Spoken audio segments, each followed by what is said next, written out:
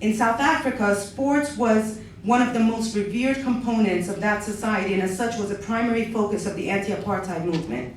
In the context of Israel, it is the academic establishment that is most revered, and therefore needs to be targeted, especially in light of its complicity in Israeli atrocities. And for this point, I would refer you to a recent report put out by the Alternative Information Center in October 2009, which talks about the complicity of Israeli academic institutions in Israeli war crimes. The BDS strategy was most clearly drawn out in the Palestinian Civil Society call of July 9, 2005, which was issued on the one-year anniversary of the International Court of Justice ruling on the apartheid wall. And in your packets, I think each one of you has a copy of that.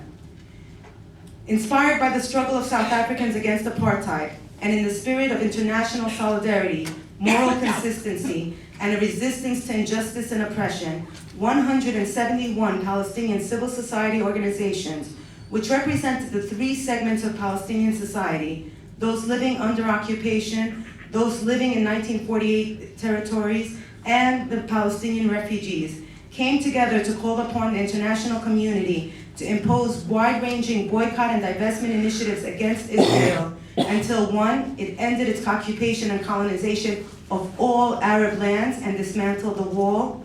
Two, it recognized the fundamental rights of Arab Palestinian citizens of Israel to full equality. And three, it respected, protected, and promoted the right of Palestinian refugees to return to their homes and properties as stipulated in the UN Resolution 194. And I just want to stop here for a second because this is an important facet. A lot of us will be working on BDS campaigns that target a specific issue, whether it's occupation or settlements or this of this sort. But we need to do that within the framework that deals with this Palestinian call and the rights of all three segments of the Palestinian society. Because we cannot work on one and deny the others too. That's not going to bring about the just peace that Palestinians want to create from this movement. The Palestinian BDS movement modeled itself on the historic and successful struggle of the anti-apartheid movement in South Africa. In 1971, the International Court of Justice had denounced South Africa's occupation of Namibia. The ruling triggered what became the world's largest and most concerted campaign of sanctions directed against the apartheid regime. In the 1980s, after widespread divestment and boycott campaigns, many countries began to place pressure to end the apartheid regime in South Africa through arms and trade embargoes. And although the US and the UK were among the last to impose sanctions, often referring, by the way, to the ANC as a terrorist organization, a number of countries provided both moral and financial aid to the ANC. In 1991, 20 years after that ICJ ruling, the apartheid laws were finally repealed. And a number of South African partners remind us that the Palestinian BDS movement is actually growing at a rapid rate in comparison. In less than 5 years, the BDS has already succeeded in several spheres.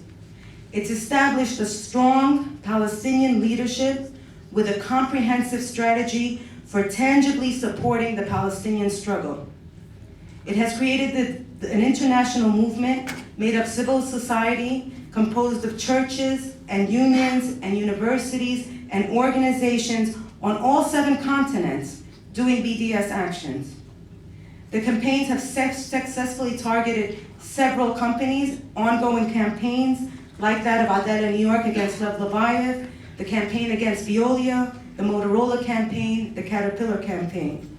And the movement is slowly becoming more mainstream, where we're finally seeing articles in mainstream media about BDS. We're seeing conferences such as this one convened in universities. We're seeing speakers being brought and hosted by university departments to talk about the issue of BDS. So we're seeing that it's coming out not just on the fringes of society, but it's becoming part of the whole discussion that frames the Palestine-Israel conflict. The BDS call is one, with one Palestinian reference, which is the BNC, and with a set of 3 rights, the realization of which Palestinians regard as the minimal requirement for a just peace. It's a principled movement, it's a nonviolent movement, and it's a Palestinian form of resistance. The BDS is based on a belief that when our governments fail to act, In the US, in Europe, in Israel, and even in Palestine, civil society must carry out its morally conscientious duty to hold Israel accountable for its policies and violations of international law. The BDS is also a rights-based approach that focuses on the core issue, which is Israel's violation of international law and human rights. But BDS campaigns must be flexible, creative, and context-based. For example, in Adana, New York, when we selected the target for our BDS campaign, we wanted to find something that had a New York City hook. We wanted to find a place that we could work, that we could be active, that we can get people interested in our campaign. So we picked Lev Lebayev, who turned out to be an excellent target, because not only was he violating Palestinian rights by building settlements, but he was violating Namibian rights and Angolan rights, and he was mining and taking and stealing and confiscating from several people. And we were really able to develop a campaign that was multifaceted and looked at the different target points and different ways that we could approach that campaign. But at the same time, throughout that period that we were carrying out the Lev Lebayev campaign, different actions were either proposed by our Palestinian counterparts or came to our attention. A recent event that a lot of you might have heard about was the Hebron Fund, and it's being hosted at Citi Field, at the Met Citi Field, their annual fundraising dinner actually tomorrow. And so Adana, New York, and a number of other organizations, including Jewish Voices for Peace, New York Campaign for the Boycott of Israel, and others, launched a campaign where we started asking people to call, to email, to tweet. And actually, since the dinner is going to be tomorrow, you can come to the Adana, New York table. You can figure out how to get in touch with these people, and let's send them 150 messages from Boston to not host this dinner. The dinner might happen anyway this time, but next time they might think twice. So I think the most important thing that we need to know as activists is that information is our strongest tool. And in order to launch and develop successful BDS campaigns, we need to be very well informed on multiple levels. We need to be informed about what's going on in Palestine. We need to know what the Israeli violations are. We need to know what was written in the Goldstone report. We need to know what was written in the Amnesty International report. We need to know about the apartheid wall. We need to know about the attacks on Gaza.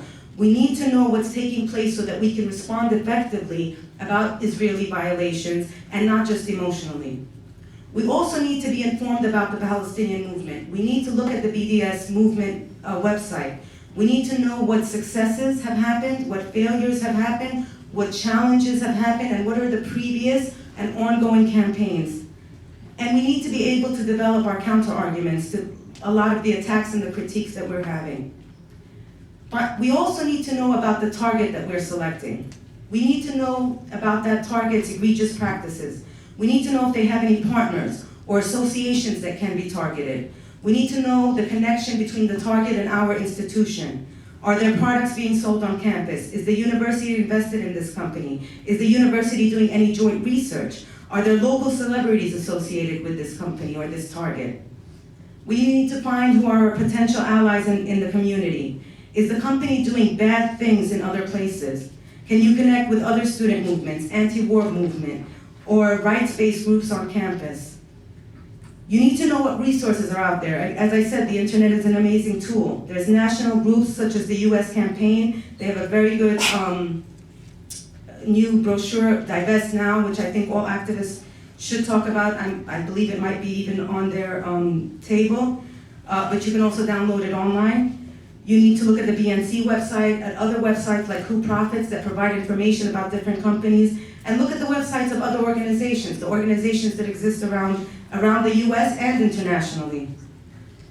And you need to figure out how to scaffold your campaign. You need to know where you're at. How many resources do you have? How many people do you have active? How much of a coalition can you build?